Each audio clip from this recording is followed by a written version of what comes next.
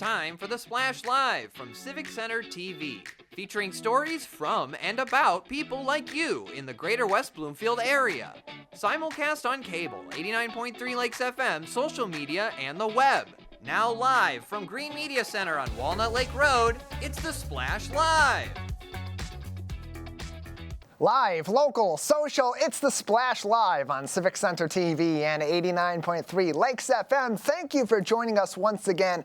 I am your host, Tyler Keefe, welcoming you in on TV, on the radio, and of course across our social media, Facebook at Civic Center TV 15, as well as YouTube, X, and Instagram at Civic Center TV. Our top story as we begin this new week comes off of the big game on Super Bowl Sunday, and one of our very own from back in the day right here in Greater West Bloomfield helped kick it all off. The lead referee on their officiating team, Ron Torbert, used to be among us right here in West Bloomfield Township. He took the field as the lead referee, as he has in many of the biggest games throughout the NFL season, leading the officiating crew as the Philadelphia Eagles made their way to earning the Lombardi Trophy, ending the two-year reign of the Kansas City Chiefs in a blowout matchup in New Orleans. Congratulations to Ron for being in such a big game on the biggest stage on the globe in sports in February. And of course, I want to give a shout out too to his wife Melanie, who in her time here in West Bloomfield helped to lead the Michigan Week Committee as well. Such great news to see that as we're watching the game on Sunday, see someone very familiar to us right here in Greater West Bloomfield. Earlier on that weekend, on Friday night, a very fun evening at Glen Oaks Golf Course as people got together for arguably the best cause of all, helping our kids and helping our teachers in the classroom. Our very own Jake Schaff has the story. It's always great odds to take a chance on having some fun. And that's exactly what so many people did here recently at the West Bloomfield Educational Foundation's Casino Night right here at Glen Oaks Golf Course. An incredible night of fun, games, and charity, as so many people from the community came out not only to have a great time, but to benefit an incredible cause. Oh, this is an amazing event, and supporting the West Bloomfield District and the foundation, and putting all our efforts into this beautiful event, and seeing a lot of people here and getting together. That's amazing. The support just fulfills, it makes us feel very proud of supporting the community, the education, everything all together, coming us together, one to support and help for sure. It is so much fun. It's so nice to support the West Bloomfield Education Foundation, and it's such a fun night. And you know that you're generating money that's going to really make a difference. And it's a time when the community can just come together to celebrate and enjoy. The last couple of years have been hard for a lot of members of our community, and it's just so nice to see them out having fun and just having a good time and gambling when it's not really gambling, so you're not doing anything wrong, and just relaxing and having a good time. And the music is really good too. Well, it's really amazing as state representative for the Greater West Bloomfield area to be here to support our educators, to support our schools. It's a really critical mission for me as state representative to be supporting public education, supporting the education of our best and brightest, to make sure that they have the rights, resources, and opportunities to go as far as their talents and ambitions will take them. That's why I'm here to support this mission. I think it speaks to the principle of how much we care about our education here in this community and how much we care about our kids and our teachers. The thing that's so exciting about tonight is that everyone is here to support education. The money raised tonight goes directly back towards teacher grants, which fulfill needs that they want in their classrooms. It helps us fill those pieces that just don't come out of the general budget. It helps teachers to dream and kids to enjoy fun, hands-on learning experiences. There's just so much good that comes from this evening, and we couldn't be more grateful for all of the people that came out to support. We have over 200 participants. We've had a lot of walk-ins today, and everyone is loving the fact that they can gamble for chips and turn it in for really great raffle prizes. We have amazing silent auction items, and we are raising a lot of money for the West Bloomfield School District. It's great. It's an important event because we know that when we have great school districts, we have people who live, work, and stay in the area. And that's good for us, and it's good for you. It's good for everyone. Well, they do so much good for the community and the kids, right? Because it's all about the schools and the kids. So it's important to be able to support the efforts and make sure that West Bloomfield has all the resources it needs. And we do have great schools and great teachers, and now more resources for the kids. The best kinds of nights are the ones where you're doing something great for yourself and for so many people along the way. And it's always incredible to see just what the Educational Foundation has in store to benefit everyone here in Greater West Bloomfield. For Civic Center TV, I'm Jake Schaff. Great story from Jake, and a great evening for people of Greater West Bloomfield who came out to Glen Oaks Golf Course to support the West Bloomfield Educational Foundation. They do such great work all throughout the year to support our classrooms. You'll see many of those support systems that come through, the games, the toys, the books, and so many other resources that teachers get through those grants. We'll show you pictures all throughout the year, and we know they make a massive impact. So if you couldn't get out to casino night, but you still want to help the West Bloomfield Educational Foundation, you can do that right now as we speak. Donations always open for people in the community on WBEF.org.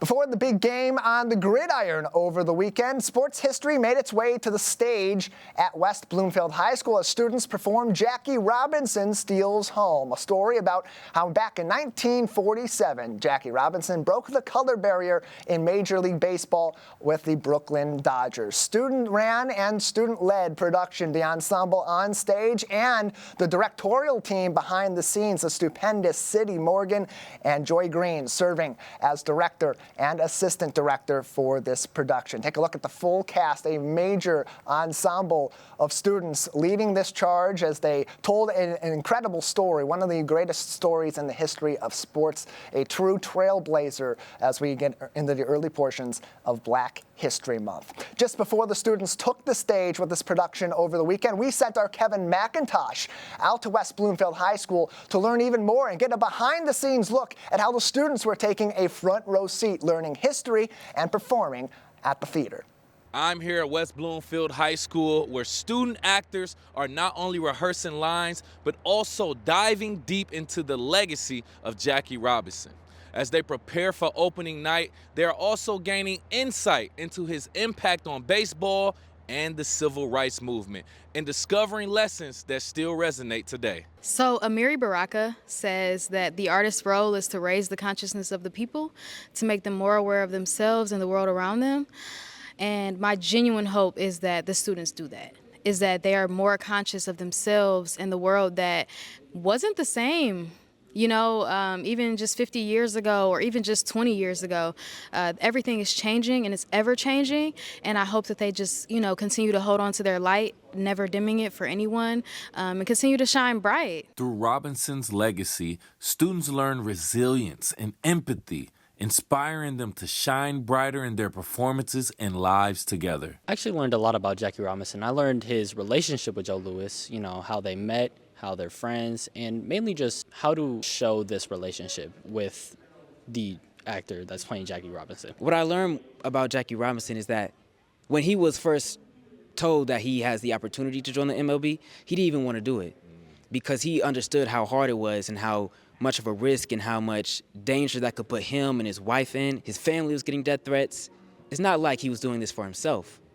He was doing it for the generations after him. So you just seeing that type of stuff, you just have much more respect for him. Robinson's legacy teaches students about courage and community, inspiring them to work independently and collaboratively to enrich our community. We're teaching students about a number of things, including working both independently and in groups and creating art for people to view and enrich our community. Through art, students share Robinson's story, making viewers feel part of an inspiring journey. If you're someone who's just a viewer, right, and in the audience, you're learning things about Jackie Robinson that you may have not learned about him, but from watching it in a very fun and exciting way, you know? And you kind of like are a part of the process and with it and enjoying it. And I hope that everyone feels that when they see the show. Watching the play, audiences truly connect with Robinson's experiences, giving the younger generation a deeper understanding of history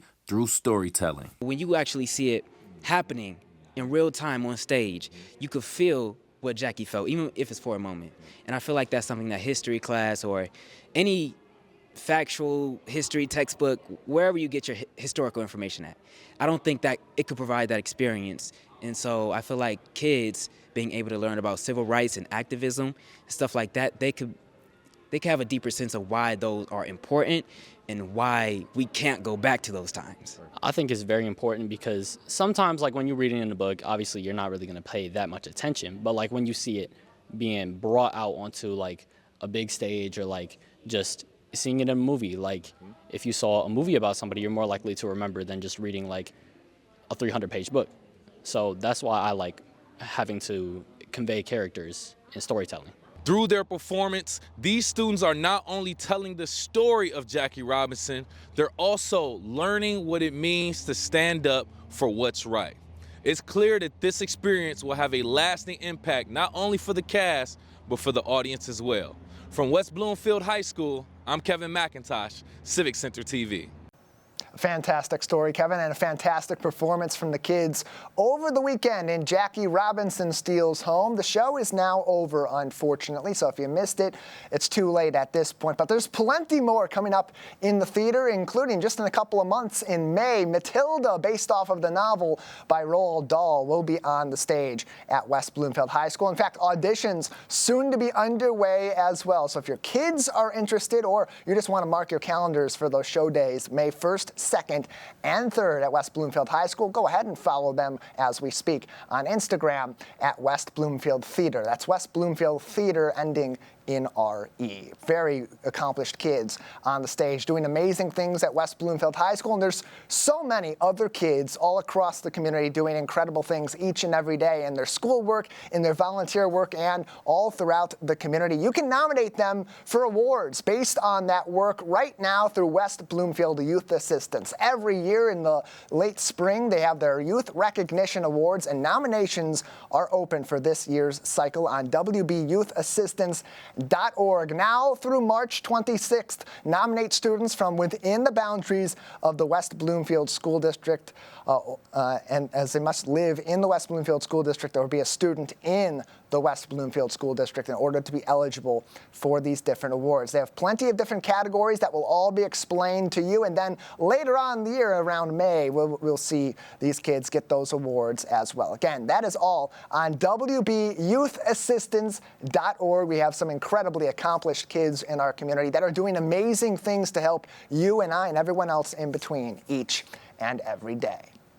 With the NFL season coming to a close, we saw so many athletes from all over the United States make a big impact on the gridiron in Super Bowl 59. And that did not include athletes from West Bloomfield, but as it stands, we have 3 West Bloomfield High School alums on active NFL rosters as we conclude the 2024 season. Those are Matthew Judon, who currently is playing for the Atlanta Falcons after being traded earlier on in the season from the New England Patriots. Tristan Jackson, a former quarterback at West Bloomfield High School, who previously played for the Chargers, spent most of the season with the Minnesota Vikings as one of their key wide receivers. And then the latest to join the NFL family is Javon Foster, drafted in 2024, back in April at the NFL draft, to the Jacksonville Jaguars, where he just completed his rookie season. But pretty soon, that number is going to go from 3 to upwards of 10 athletes from West Bloomfield High School playing in the National Football League. Perhaps is going to be the case after this year's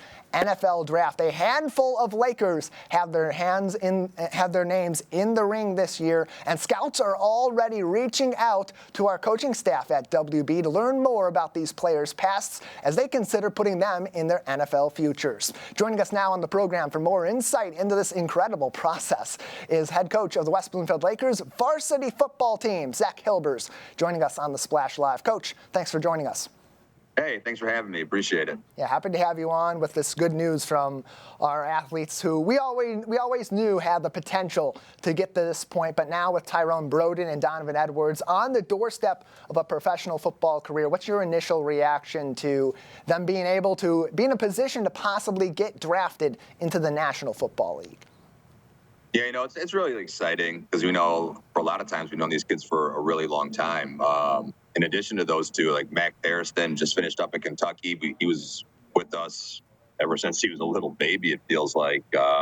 Lance Dixon, who's at Toledo, they'll have really good shots as well. Makari Page, who's a safety at Michigan. Yeah. So we got 5 at least, I think have a really good chance, at least this draft cycle. And it's just so cool. You know, they were running around here not too long ago with these big dreams of getting to this moment and be this close. I don't know. It's kind of neat to see. Everybody sort of looks at Donovan Edwards, and even back in his high school days, they looked at a player like Donovan and said, he's got the NFL in his sights, almost guaranteed going forward. But maybe they didn't take as strong of a look at guys like Tyrone Broden, Makari Page, Maxwell Hairston, both who have been stars in their own right at the collegiate level, too. What should people know about those kids and the legacy that they left at West Bloomfield High School and the kind of players they've become at the collegiate level?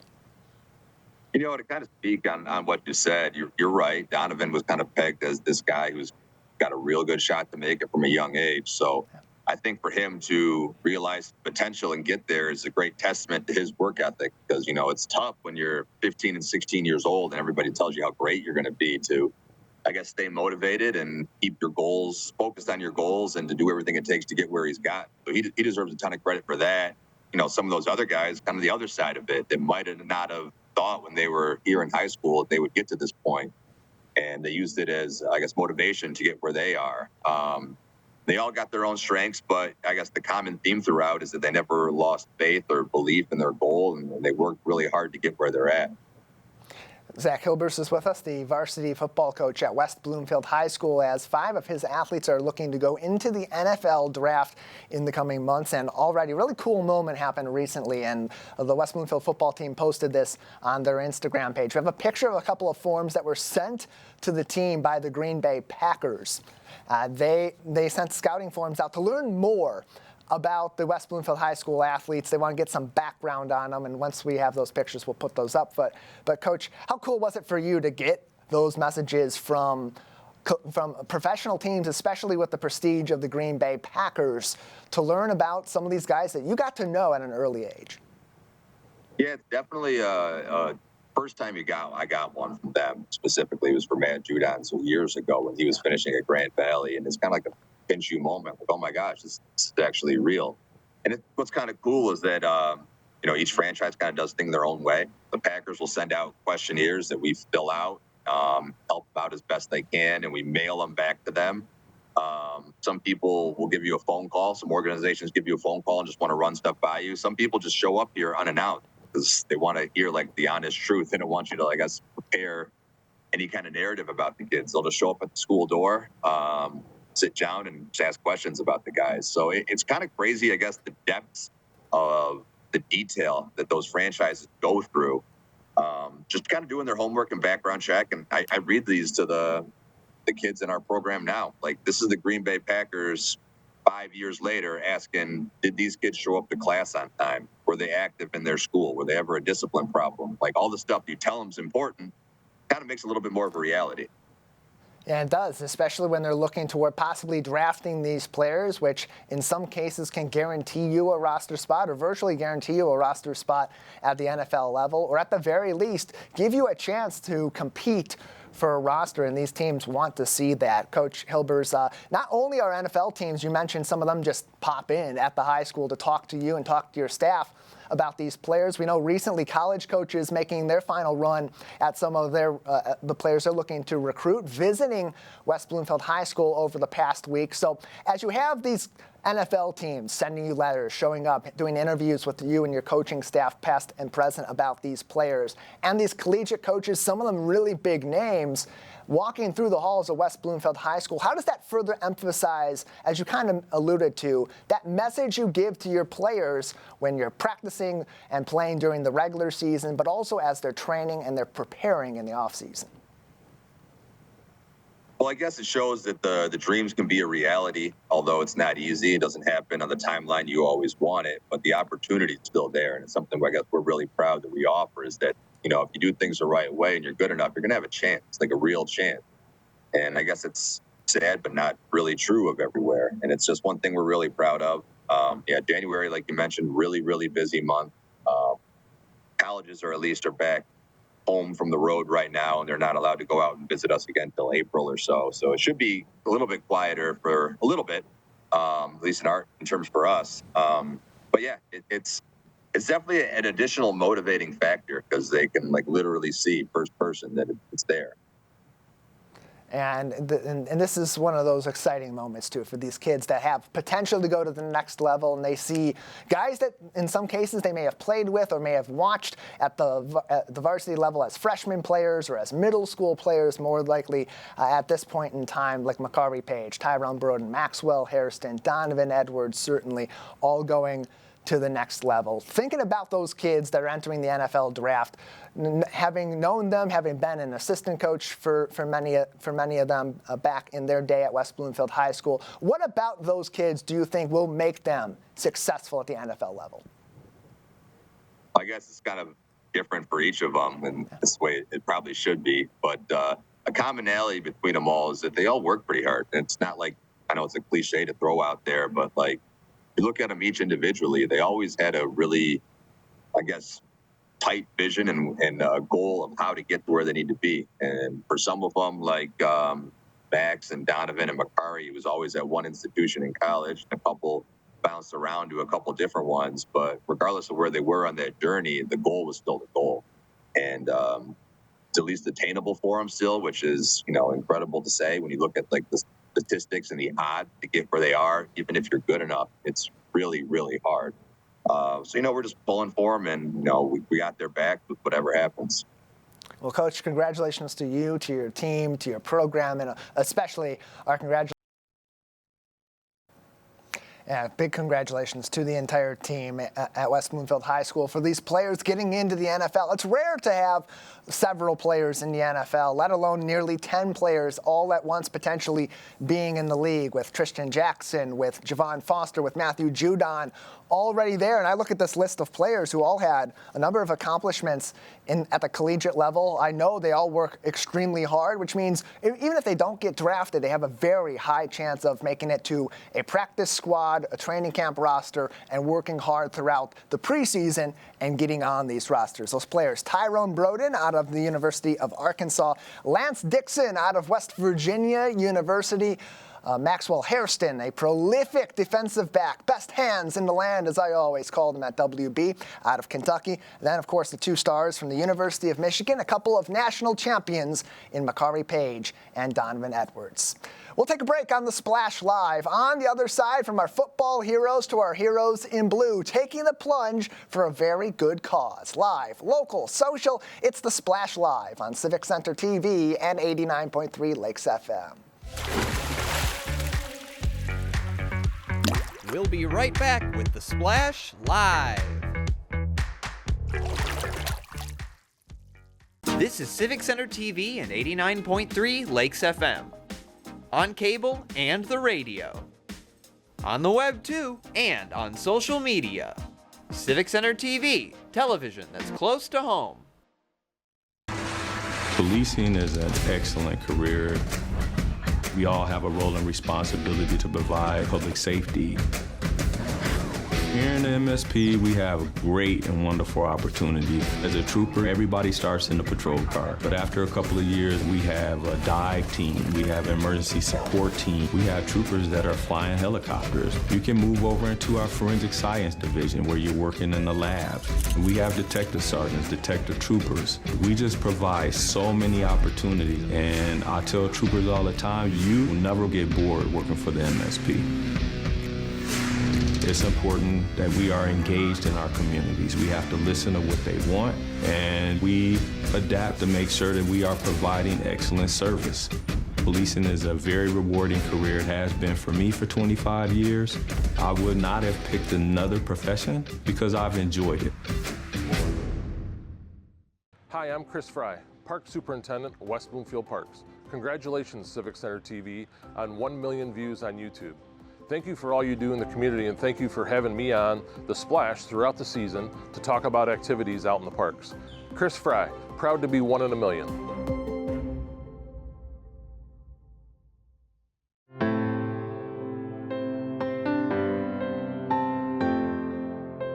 What people are watching in West Bloomfield. Civic Center TV and 89.3 Lakes FM.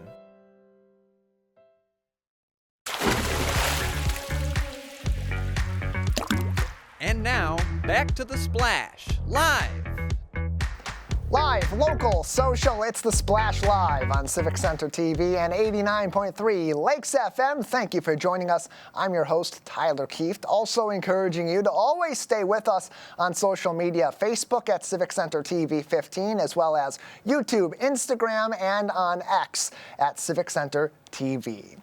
Here in Greater West Bloomfield, so many of our heroes doing things each and every day to be helpful outside of the line of duty, and that includes some of our newest officials in the West Bloomfield Police Department, including our police service aides. Julio Lopez is a police service aide at the West Bloomfield Police Department, and in just a couple of weeks, he'll be heading to participate in the Oakland County Polar Plunge, all in support of the Special Olympics of Michigan. He joins us now on the Splash Live to tell us even more about this upcoming experience. Julio, hello. How's it going? Doing all right. How are you doing today? Not too bad.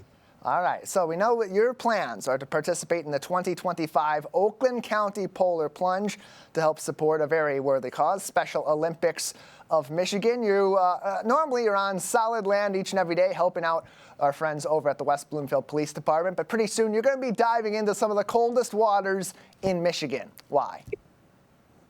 Well, I've actually done it a few times, and I've worked with Special Olympics and some of their past things that I could volunteer in, such as their sporting events, and I've kind of grown a special place in my heart for Special Olympics. What they do is pretty amazing, and the people that you interact with Special Olympics, they're all amazing people, and yeah. And so not only are you taking the polar plunge to raise awareness for Special Olympics and the great things that they do here in Greater West Bloomfield and Oakland County and beyond, but you're also raising some funds for that as well. What's your goal and where are you at as we speak today? Right now, we're about 75% of the way to that goal. I think this is the first time that West Bloomfield Police has created a team to do this polar plunge. So, of course, it's not going to be a huge thing, but I'm just trying to start it off pretty small. And there's more information on how you can participate from the community, donate to this cause, support Julio before the polar plunge or even during and after. Facebook at West Bloomfield PD. Julio Lopez is with us, police service aide at the West Bloomfield Police Department. And Julio, this is a really cool way to kind of get involved in the community, support a good cause, and provide a different kind of support to the people that you and your colleagues at the police department are serving each and every day. In your opinion, how does something like this sort of align really perfectly with the overall mission of police officers and certainly their police service aides in West Bloomfield? The people that Special Olympics supports, they need motivation to do the sports, to do the things that Special Olympics is offering. And I think that having law enforcement involved kind of sets them to believe that they can do so much because, we're seen as, police officers, we're seen as people that people look up to as heroes. And I think having their heroes do this with them and do this for them encourages Special Olympics and people that Special Olympics supports. And so around this point of the year and as you head toward mid-February, water temperatures in some of Michigan's lakes can be in the low single digits or even at or below freezing. And so it's going to be extremely cold temperature to jump into a lake this time of the year, even for something that's warm and fuzzy like the good cause of Special Olympics for the polar plunge. So how are you preparing for taking that jump? I know you've done it before, and it can't be any easier the second, third, fourth time and so on. No, it actually gets harder every time you do it because you know how cold it is and you know how much of a struggle it is afterwards. And preparing for it, it's all mental. You just gotta not think about how cold it is and have some people go in front of you so that you can kind of see their reaction and see what the outcome of it is after you go jumping in.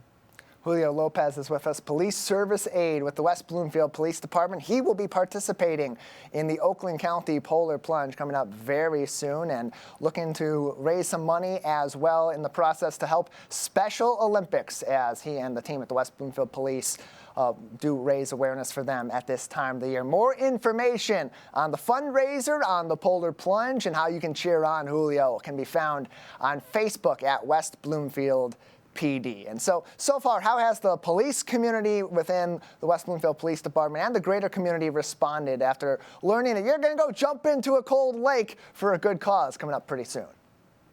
I'd say they've helped raise about like half the funds that we've created so far, and I think it's a great thing. I know it's pretty small right now, but I think it's a great thing that people in our community notice this and know that it's for a good cause and are willing to donate some money for us. And so beyond financial contributions, what would you like the community to know about how they can get involved and support smaller initiatives or even support something that's kind of on a larger scale like Special Olympics of Michigan?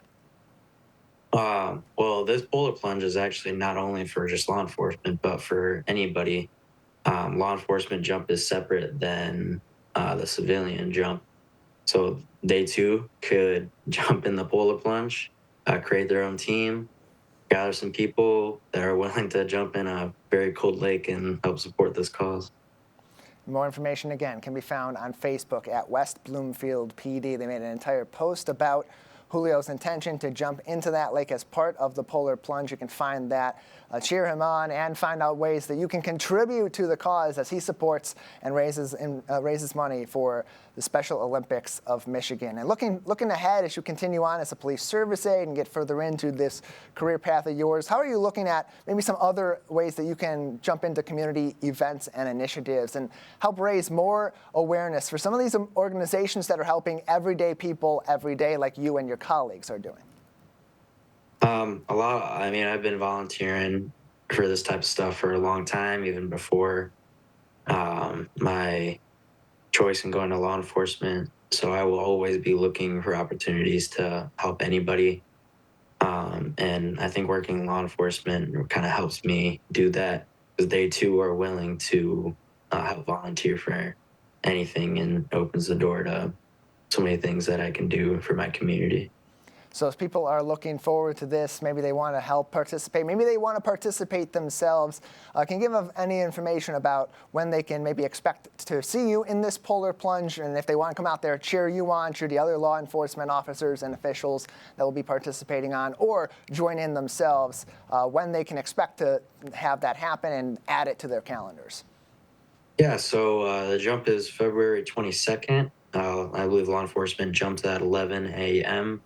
We're getting there around 10 a.m. to sign in and everything. But if you want to see not just West Bloomfield, but some other surrounding Oakland County police departments jump in, 11 o'clock is the pretty good time to come. There's a classy.org fundraiser ongoing to support Julio Lopez and his efforts from the West Bloomfield Police Department as he participates in the 2025 Oakland County Polar Plunge. Again, that's going to be on February 22nd, but you can already support and join in on the fun right now on Facebook at West Bloomfield PD. Julio Lopez, police service aide with the West Bloomfield Police Department. Before we let you go, anything else you'd like our community here to know about your efforts? Just jump in. It's actually a lot of fun, especially when you get to do it with people in Oakland County. I'd highly suggest doing this event. Even though it may not sound that fun, trust me, it's pretty fun. Well, we appreciate you coming on to tell us more about your intention to jump in and hopefully get a few more people to join your team as well. Julio, thank you so much for your time today. Thank you for having me. We appreciate Julio for joining us on the Splash Live to tell us more about the Polar Plunge. As he said, they will be participating on Saturday, February 22nd at the Oakland County Polar Plunge. There are polar plunges all across the state of Michigan supporting Special Olympics of Michigan. Julio and the team at the West Bloomfield Police Department, just some of the many law enforcement officers, public safety officers, and so many others from across the state participating in this year's event to help a very worthy cause in Special Olympics of Michigan. Their fundraising efforts are still ongoing. West Bloomfield PD on Facebook is their handle for more information and to get a direct link to their donation link as well. They've raised hundreds of dollars already so far for this amazing cause. You can show them your support, make a donation, or just comment to cheer them on as well. Again, Facebook at West Bloomfield PD. Coming up very soon at the 2025 Black Expo, we'll see a number of different business owners and other entrepreneurs from across the Greater West Bloomfield area present their businesses and their products to all the people of Greater West Bloomfield, and that includes local authors, including familiar faces such as Jabulani McAllister, the senior pastor at Covenant Baptist Church, who will be presenting his new book, Hope Beyond Hope. He joins us now to tell us even more about this book. Pastor, thank you so much for joining us today. No problem. Thank you for having me. Glad to have you on to talk about Hope Beyond Hope. It's an interesting tale that you're telling in here as you hope to bring people closer to their faith in our community, whether they practice Christianity or not. And it's an interesting way that you go about this. So give us a little bit of background information on what goes into Hope Beyond Hope. So I recognized that it was so many people that were going through a lot of different things. And as you pointed out, whether they were a part of my faith tradition as a Christian or not, I wanted them to find a way to get closer in their faith walk on their own.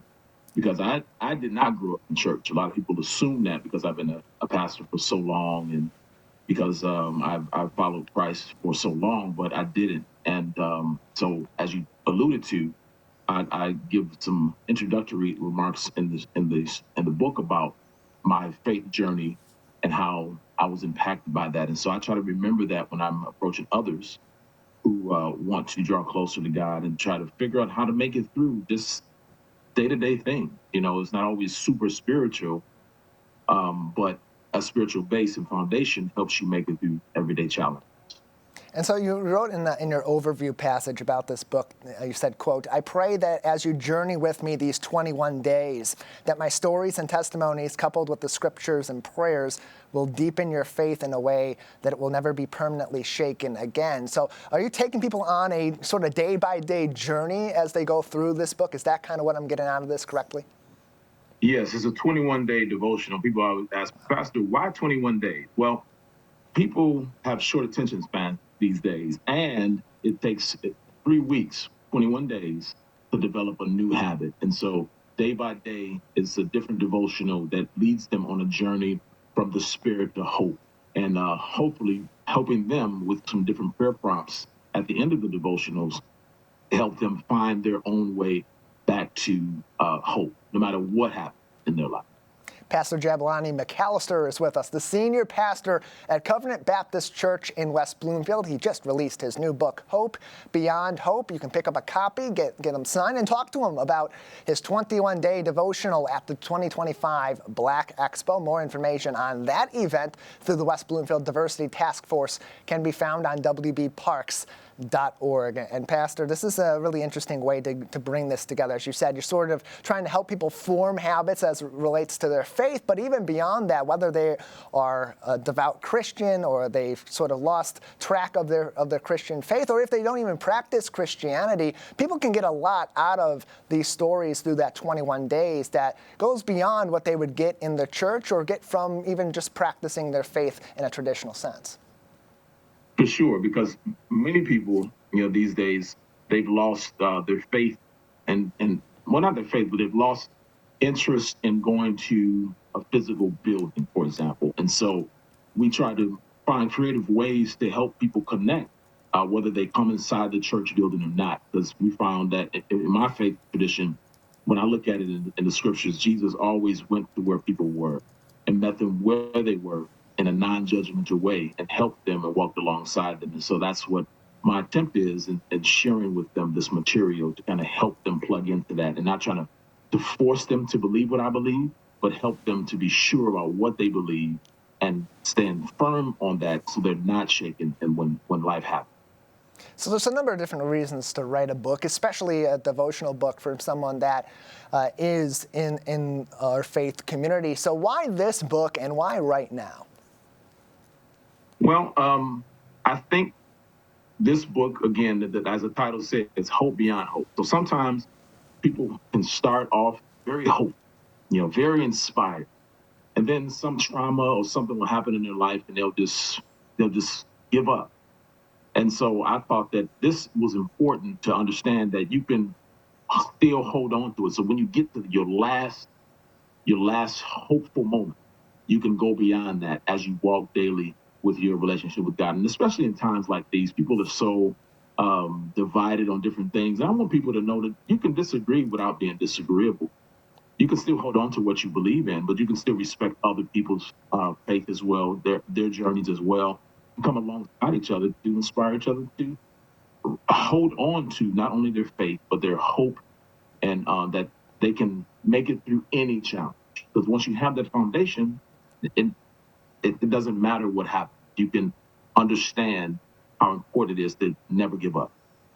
Jebulani McAllister is with us, senior pastor at Covenant Baptist Church. His new book, Hope Beyond Hope, will be available for you to pick up and get a signed copy at the 2025 Black Expo. That is coming up at the Orchard Mall Saturday, February 22nd, 1 p.m. to 4 p.m. More information on that can be found at wbparks.org/diversity. And Jebulani, as we continue to talk about what people may get out of this book, what you hope people do ultimately take from this book, how does it connect to sort of the work, or the purpose of the work, better yet, that you do each and every day, each and every week as one of our faith leaders here in Greater West Bloomfield?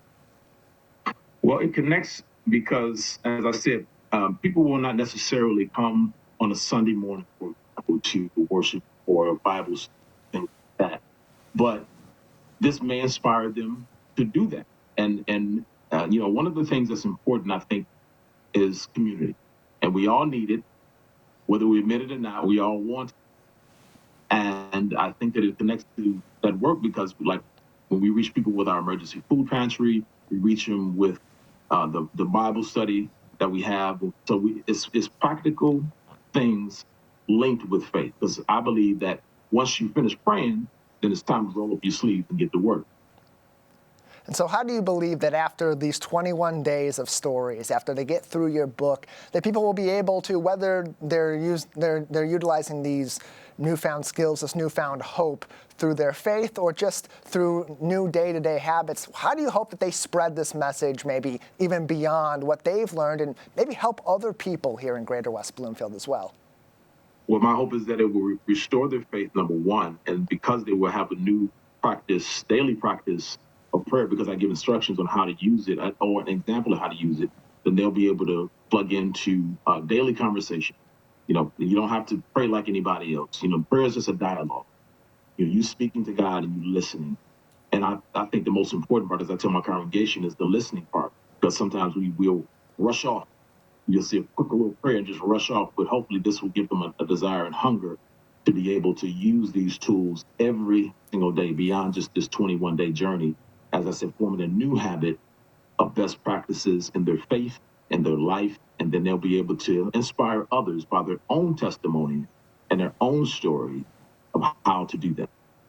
Jebulani McAllister is with us. He is the author of Hope Beyond Hope, and day by day, week by week, you'll see him as the senior pastor at Covenant Baptist Church right here in Greater West Bloomfield. You'll also be able to see him and get a signed copy of Hope Beyond Hope at the 2025 Black Expo, February 22nd, 1 p.m. to 4 p.m. at the Orchard Mall. More information on that can be found on wbparks.org/diversity. Pastor, before we let you go, there's so many messages that will be taken from this book that people will be able to learn by reading it and by talking to you and others in our community about these lessons. Overall, what is your number one message as you release this book and you have hope that people will take away something new that will ultimately lift them up in their day-to-day life? Ultimately, I want them to know that even if the whole world has forgotten about you, God has not forgotten about you. God sees you. God wants you to prosper. And that doesn't mean materially, but just in your holistic self, physically, mentally, spiritually, and emotionally. That's the whole point of releasing a work like this, to get people connected to their faith portion. Because a lot of times we operate physically, but we forget about being a whole person, mentally, spiritually. The book is Hope Beyond Hope. It's available as we speak on Google Play Books, on Amazon, and will be available in person, where you can also get a signed copy at the 2025 Black Expo on Saturday, February 22nd from 1 p.m. to 4 p.m. Pastor Jabulani McAllister, thank you so much for your time today. Thank you for having me. Have a great day. You as well. Senior pastor at Covenant Baptist Church, Jabulani McAllister, joining us. He is the author, again, of the book Hope Beyond Hope, a 21-day journey that will help you restore your faith and maybe learn some valuable lessons to bring hope back into your life each and every day. Always a lesson to be learned from very wise people across our community. One of our beloved musicians from right here in Greater West Bloomfield is helping to also pass on her lessons to the next generation through jazz and learning. Jessie Poulter has launched Tunesies and talked to our very own Jake Schaff about this brand new project right here on the Splash Live. Take a look. We have Jessie Poulter, a singer-songwriter right here in West Bloomfield. Jessie, good morning. Hi, good morning. Thanks so much for having me here. Absolutely. Really happy to be getting into this. Really love talking about music and great programs like this. So talk about a bit of your influences. How has growing up in West Bloomfield influenced your musical journey and your career choices? So I grew up in a very musical household, which naturally just being exposed to a wide array of music from a really young age. I was like a sponge, just trying to listen and explore and discover everything. And then I would say getting involved in all sorts of musical theater, community theater. I went to at a middle school, which I believe is no longer. And I was involved in the specialty performing arts programs there. And then ultimately being close to Detroit. I grew up really when I came of age was going downtown, performing in the jazz clubs, performing with the real deal Detroit musicians. So definitely West Bloomfield influence and absolutely undeniably and so gratefully Detroit. Awesome. I mean, absolutely. Growing up near a city like Detroit, you have access to so much incredible music and so many great influences. And it's awesome to see just what you've been able to take that knowledge and be able to do, because you did create Tunesies. And how do you see that program benefiting children and families in Greater West Bloomfield? So I started Coonsies when I was living in Los Angeles, which is where I lived for 12 years. And it was during the pandemic when gigs were canceled. My touring had come to a halt. I really sort of need to figure out a way to not only keep my vocal mechanism warm, but also just like as a creative, I'm constantly itching to create. My best friend had just had a baby, and she asked if I would sing to her baby and her baby's pop, which I wasn't familiar with at the time, and I couldn't think of a reason that I should say no.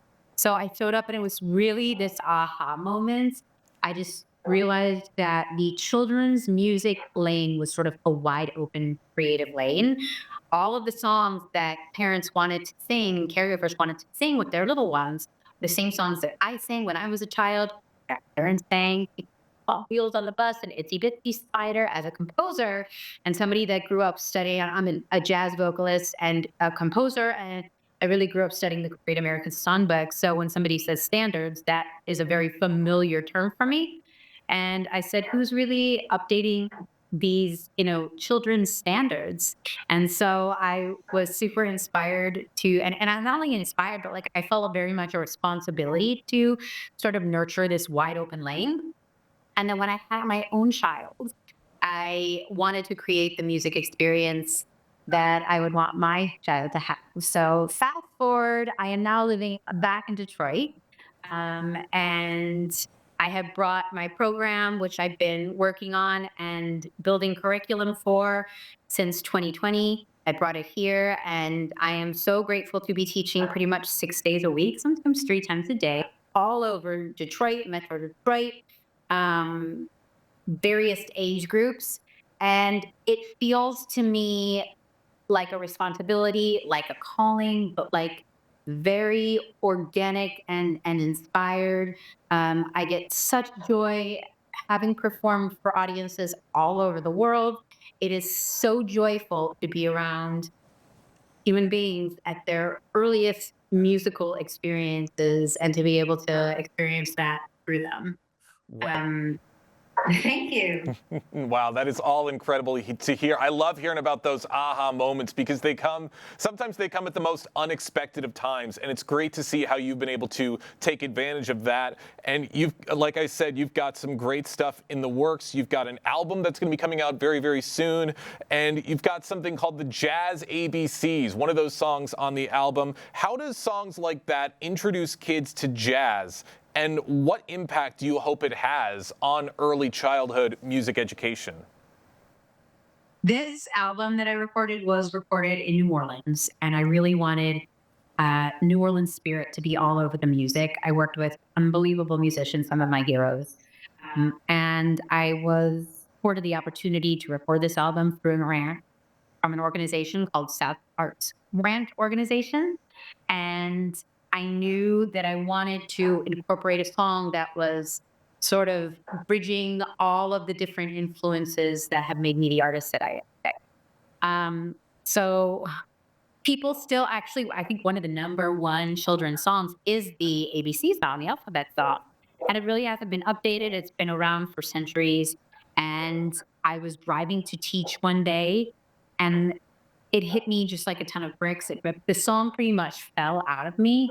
I grabbed my phone to record it, and in full, there's actually a video clip that is on my Instagram and my social media of me just like being the conduit of writing the Jazz ABCs, and then recording it with this masterful jazz studio band in New Orleans is extremely special. I really think that we captured not only the fundamentals of jazz, from like a theoretical standpoint, but also from an execution of the musician's playing standpoint. That it's a top-notch band. One of my favorite saxophonists of all time, Joel Prom, played on it. It just so happened that he was on tour in New Orleans and he took a solo. So you're exposing children to improvisation, and really all of the instrumentation, orchestration of a jazz group. And these are sounds that are really palatable for little kids, but it's not as common as you would think. So my hope is that kids learn their ABCs through alliterated jazz fundamentals, which is what this song is, while being exposed to like the very authentic jazz. Awesome. And again, working in an environment like New Orleans where jazz is in their blood. I mean, that's got to be incredible. And I know you touched on it a little bit, but what was it like being in that environment, and how do you feel that it helped to shape that project? I think it completely shaped the project. It was very much this serendipitous week of what I believe is capturing lightning in a bottle. Everything just kind of worked out. Even the things that like didn't feel like they were working out in the moment all happened for a reason. Um, and the playful, improvisational, joyful essence of the city of New Orleans is all over this music from start to finish. And that is really the language of children is play. And that's really the language, music is the language of tunesies, but it's a play-based method. So I felt like we completely accomplished, and all the pieces just sort of fell into place. So I'm so grateful for that. I really felt like we accomplished what we set out to do and more. And it was a wonderful start finish creative experience. For those just joining us right now on The Splash, we have singer-songwriter Jessie Palter joining us right now to talk about her many programs that she's doing, and she's influenced by the great work in New Orleans and the Detroit music scene to benefit for her music program Tunesies and her original compositions. In fact, you also, along with the work you do for kids, you also released an album called Nothing Standard, a deeply personal jazz album featuring your own compositions. What was the process in returning to your jazz roots for an album like Nothing Standard?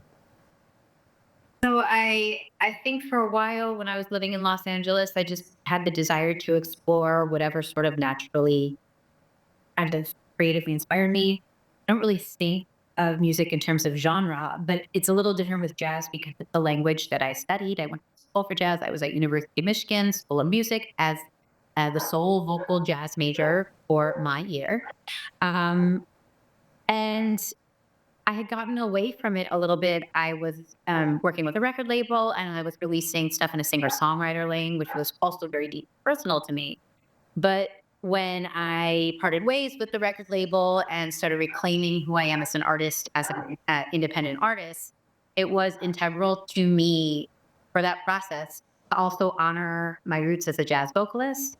And I had worked with the musicians on that album. I collaborated on the compositions with a longtime collaborator, Michael Jellick, who was my music director for many years and pianist, and also a bit of a mentor, a teacher. I learned a ton about music and harmony through working with Mike. And it was important to really honor all of the work that we had together. So I released that album, I think, in 2022. And it ended up just really sort of hit off more than I could have anticipated, which I'm so grateful for. And was just really a reminder to like honor who you are as an artist and really trust your own artistic integrity. Well, happy to hear about all of the success that came from this incredible album. And Jessie, I do want to ask, as you've hopped around quite a bit, you've been in Los Angeles, you've been in New Orleans, now that you're back here in Detroit, how do you see yourself continuing to contribute to the local music scene?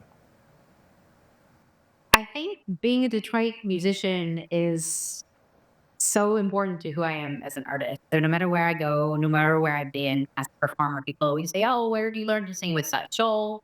And the answer is always Detroit. It's Detroit, and it's musicians that I grew up with, and the teachers that I had that really shaped me, and the experiences in the bandstand that I had that shaped me. Now that I'm back here and really nurturing, who I am as an artist and all of the many facets. Um, I never want to hinder that very innate part of me that is a Detroit musician, which I don't think I ever did hinder, but I just really want to like shine a light on all the different facets of who I am. And again, feeling a tremendous responsibility to really nurture the future generations, specifically with this Tunesies project. So I am all around Detroit and Metro Detroit, working with kids and really trying to sort of share my passion and my joy and all the tools that I've learned as an artist to help the future generation explore them, who they are creatively and foster a love of music within them. Well, it's amazing to hear of everything that you're doing, Jessie. One more quick question before we let you go. How can the West Bloomfield community support your work with Tunesies and your larger musical projects? Thank you for asking. I am so grateful for the hometown support. I have a website, Tunesies, TUNEZIES.com. And I post all about my classes and my method. People can register through there. I'm also on all the social media platforms. So Instagram /Tunesies and Facebook /Tunesies. And I am now on all the digital streaming platforms with this music as we release song after song every 6 weeks. We're releasing a new single. So Jazz ABC is out, and the next single coming out March 15th.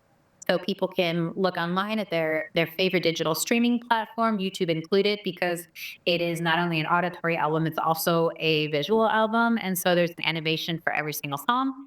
People can also listen and watch on YouTube at Tunesies, and search on Spotify and Apple Music and Amazon Music and Deezer and Tidal under Tunesies as well. And on the website as well, there's also an email address to contact me. And this has been just built from, it's been built for the community. It's really like me wanting to be of service with all the tools that I use as a musician and as a lifelong creative professional. So I really love hearing from everybody and getting feedback and just hearing what people want, what they need. It's been integral to building this community. Well, we can't wait to see what's to come next with your incredible music journey. Jessie, thank you so much for joining us today on The Splash Live. Thank you so much for having me. It's been wonderful chatting, and I appreciate the support.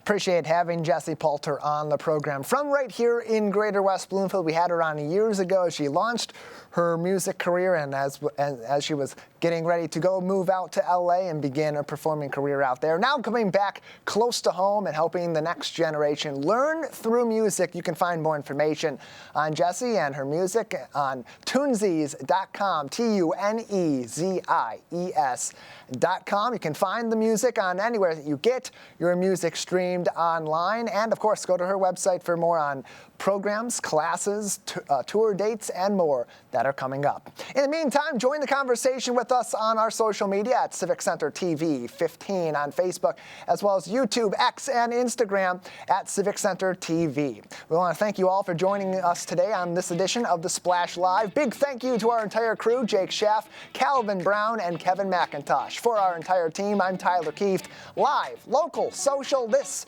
has been The Splash Live on Civic Center TV and 89.3 Lakes FM.